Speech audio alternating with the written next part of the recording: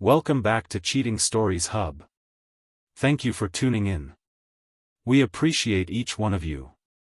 Before we dive into today's compelling story, we'd love to know where you're watching from. Drop your location in the comments below. Now, let's get into this tale of betrayal, cunning strategy, and ultimate triumph. I thought my proudest moment would be seeing my daughter, Emma, open her acceptance letter to Stanford. That day felt like the culmination of a lifetime of effort. When I saw the words, "Congratulations," bold and clear on the screen, it felt like everything I had worked for had finally paid off. The sacrifices I made, long hours at the office, missed vacations, sleepless nights, all suddenly seemed worth it. Emma hugged me, tears in her eyes, thanking me for always believing in her. In that moment, I was her hero. But pride has a way of turning into poison. The day I drained my savings to pay for her tuition was the day everything began to unravel. I was doing what any father would, investing in their child's future.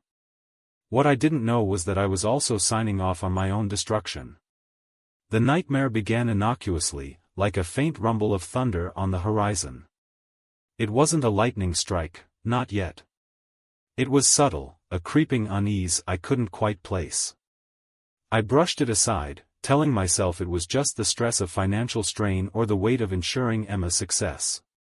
But deep down, I knew something was off. Thanksgiving was supposed to be a celebration, a chance for my family to bask in Emma's success. My younger brother, Ryan, hosted the gathering at his beautiful lakeside home. As always, Ryan's charm lit up the room. The table overflowed with delicious food, laughter echoing through the halls, and the warmth of family camaraderie. Ryan was the golden child of the family, the one who always had the spotlight. Emma was in her element, recounting tales from her first semester. She spoke animatedly about her molecular biology class and how her professor had called her paper exceptional. Her laughter filled the room as her hands danced with gestures. Everyone seemed captivated by her, especially Ryan. "You're a natural, Emma," Ryan said, leaning back in his chair. "The world is yours for the taking." His words should have been harmless. But his gaze lingered a moment too long, and something in his tone unsettled me. Then my cousin, Matt, already a few glasses of wine deep, chimed in with a drunken observation. "Emma, you've got Ryan's smile. Same sharp wit, too. It's uncanny." The room froze. His words hit me like a freight train. The hum of conversation faded, replaced by a suffocating silence. I looked at Ryan. For a split second, his smile faltered. My wife, Claire, laughed nervously, her voice shrill and unconvincing. "Oh, Matt, stop it. You've had too much wine," she said, brushing off his comment. But her hands trembled as she adjusted her napkin. Ryan cleared his throat and stood up. "I'll get more wine," he said, disappearing into the kitchen. Matt laughed, oblivious to the tension he had unleashed. "What? It's a compliment. Family genes are strong, that's all." Claire shot me a glance, her smile forced. Her eyes darted away from mine as she whispered, "Ignore him. He's just drunk." But I wasn't listening to her. My mind was spinning.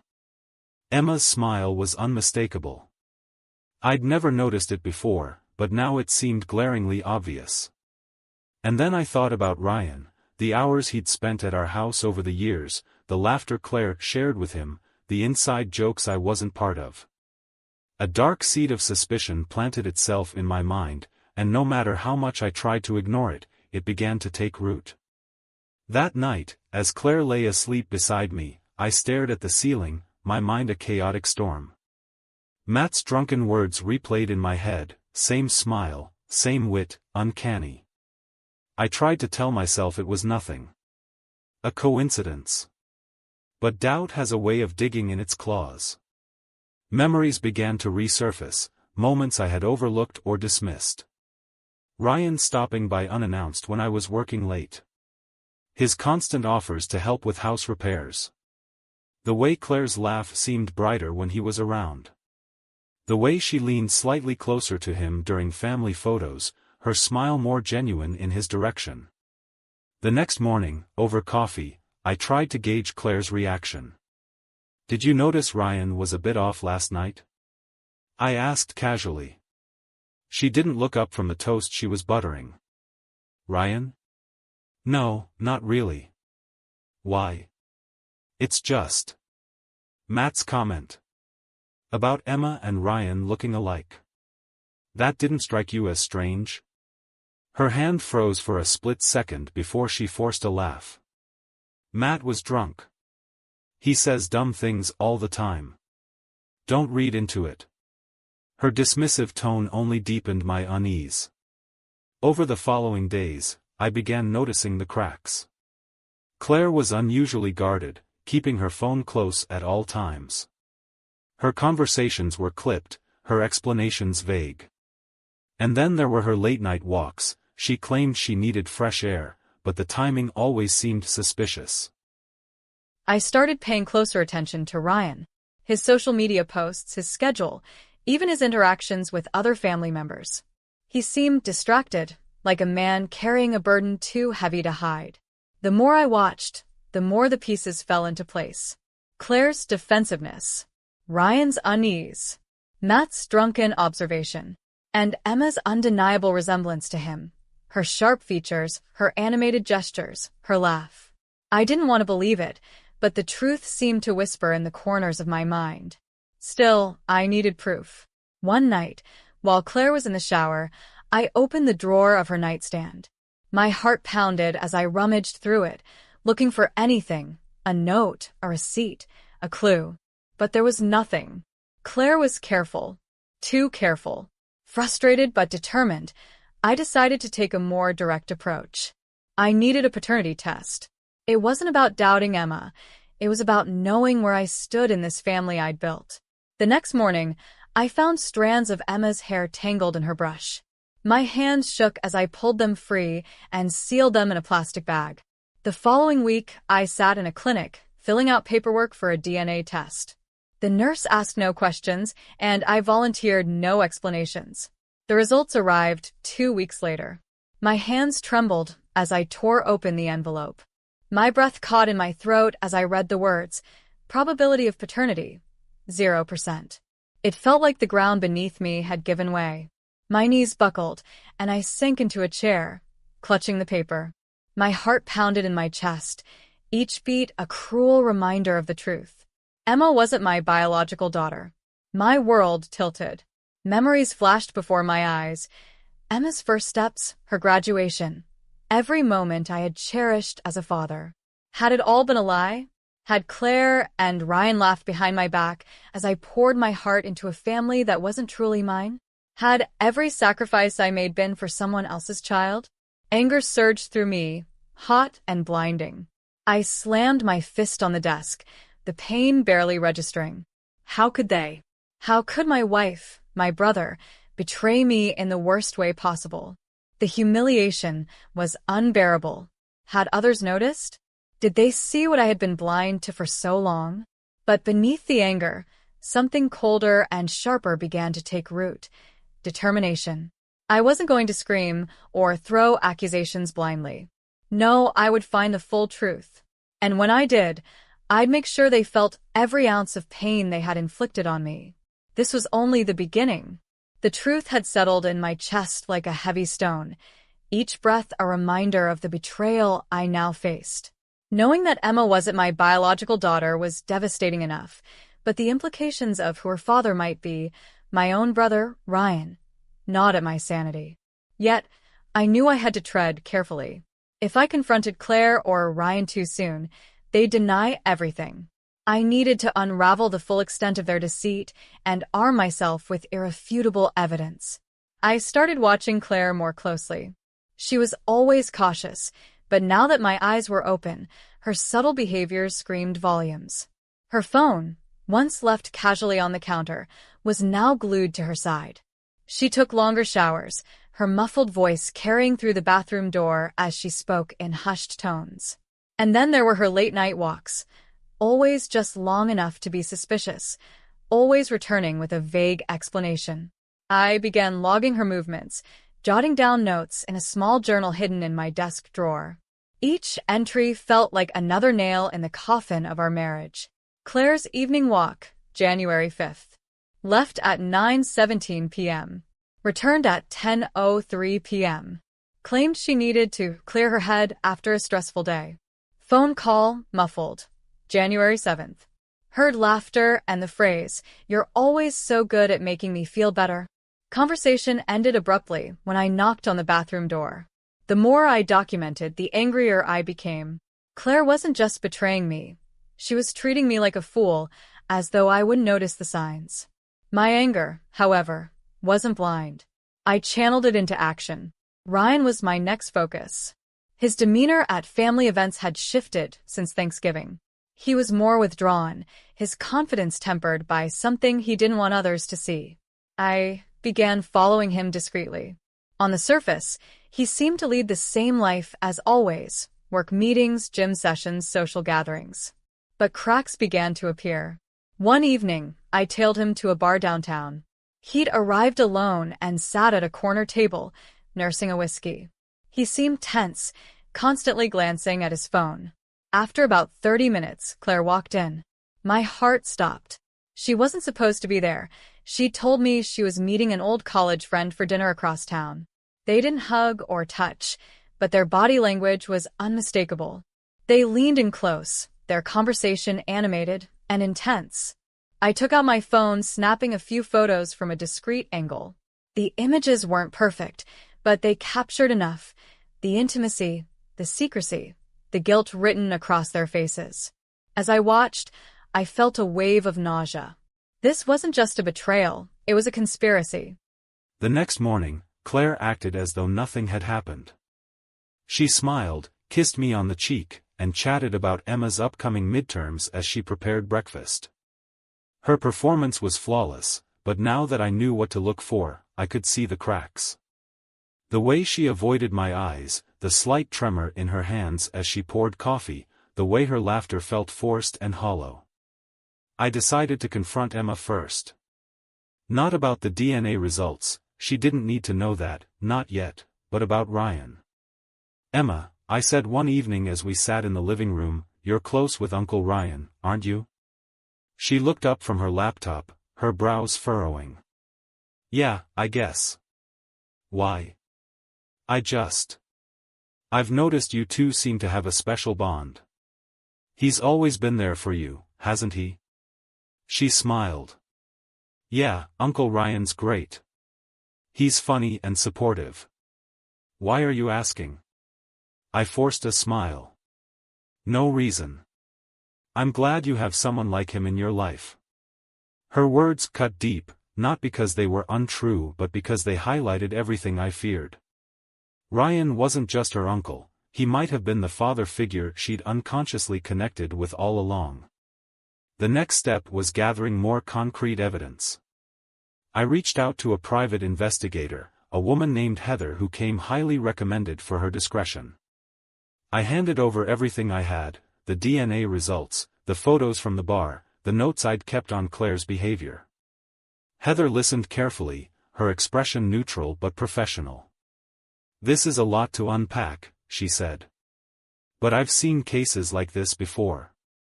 If there's something to find, I'll find it." It took 2 weeks. 2 excruciatingly long weeks.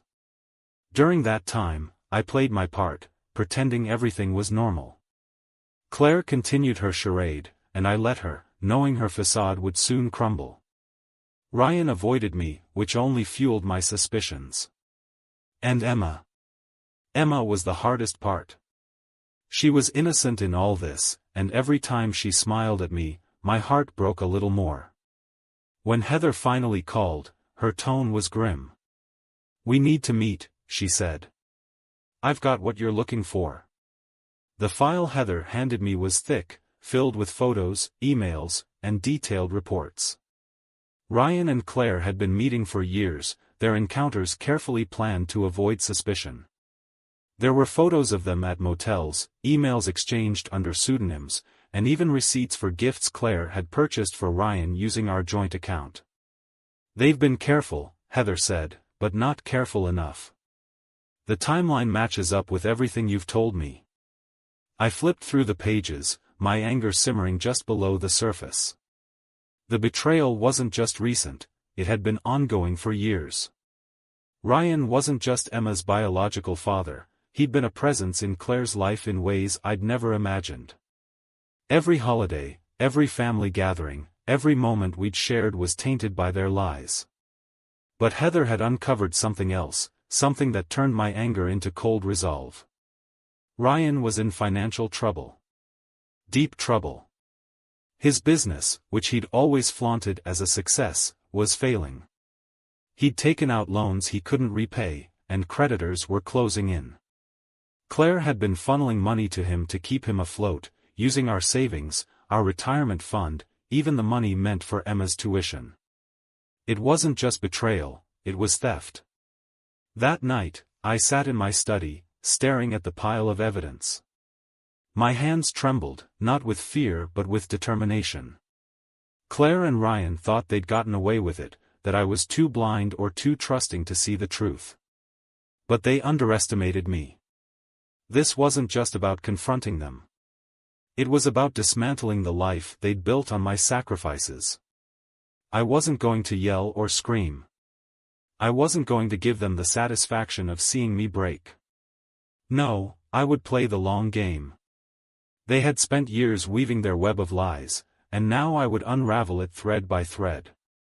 I began planning my next move. It would be precise, calculated, and devastating. Because if Claire and Ryan thought they could betray me and walk away unscathed, they were about to learn just how wrong they were. The storm was no longer on the horizon. It was here, and I was ready. The day of reckoning began like any other, calm, quiet, and deceptively ordinary. But underneath the surface, a storm was brewing, one that I'd been meticulously planning. My focus was razor-sharp, every move calculated, every step rehearsed. Claire and Ryan thought they could walk over me, that their lies and betrayals could remain hidden. They were wrong. Today, I'd show them just how deeply they'd underestimated me. It started with a family gathering. Claire and I hosted it at our home, a tradition we'd upheld for years. Ryan was the first to arrive, his usual charming grin plastered across his face.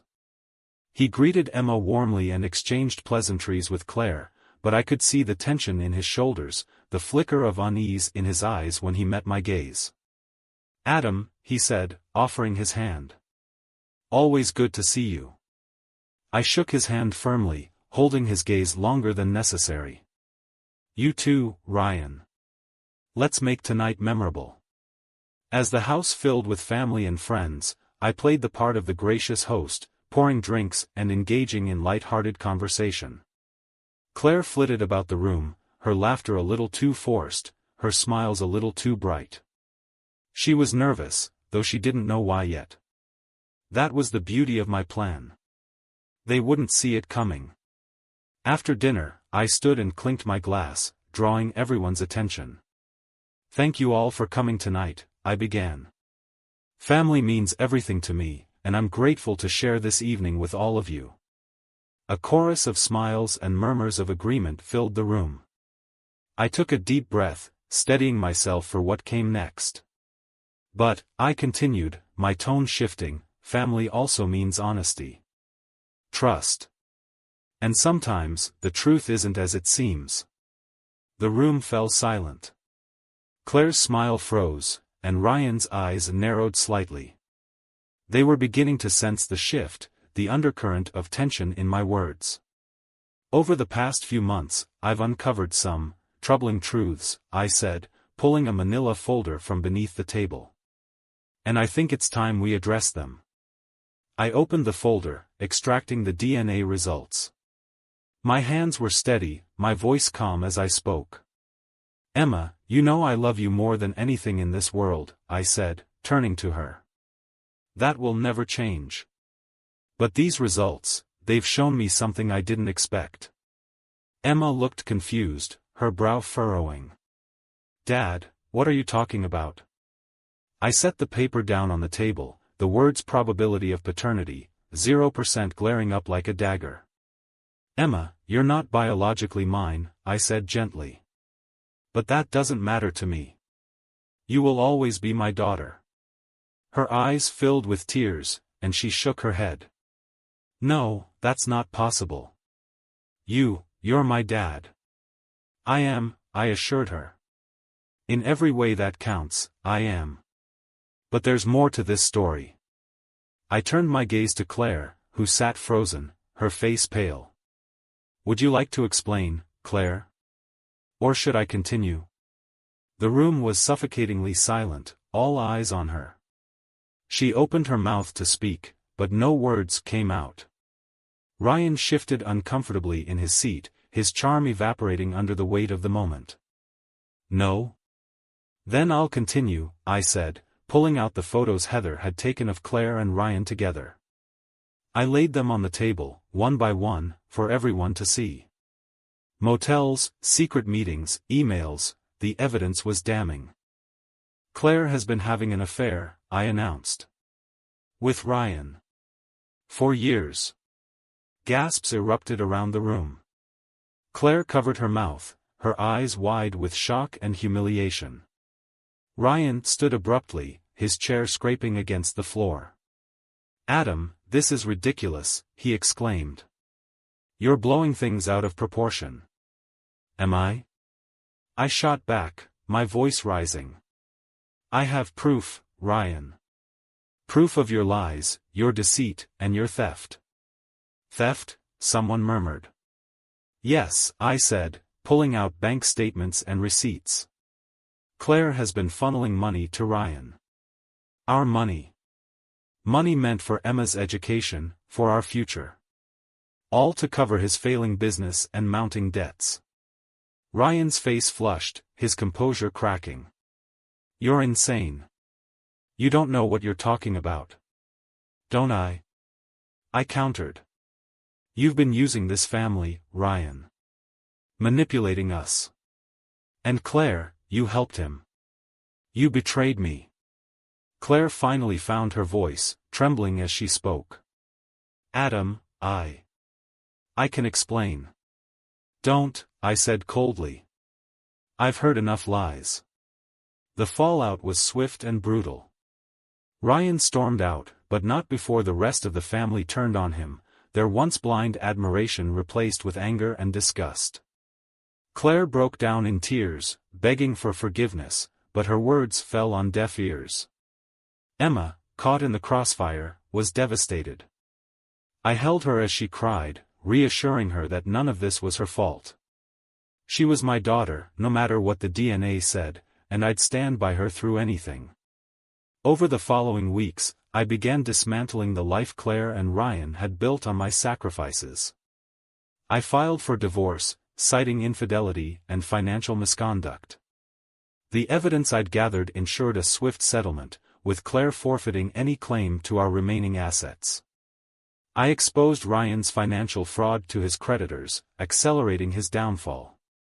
His business collapsed, and his reputation was irreparably tarnished. But it wasn't just about revenge. It was about reclaiming my life, my dignity, and my future. I sought therapy, determined not to let their betrayal define me.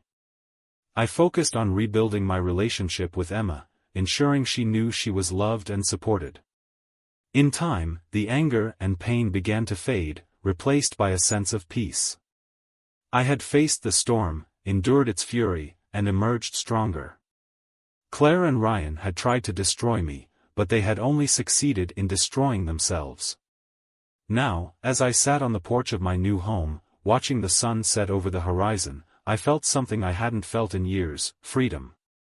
The chains of betrayal had been broken, and I was finally free to live my life on my own terms. This was my reckoning. And I had won.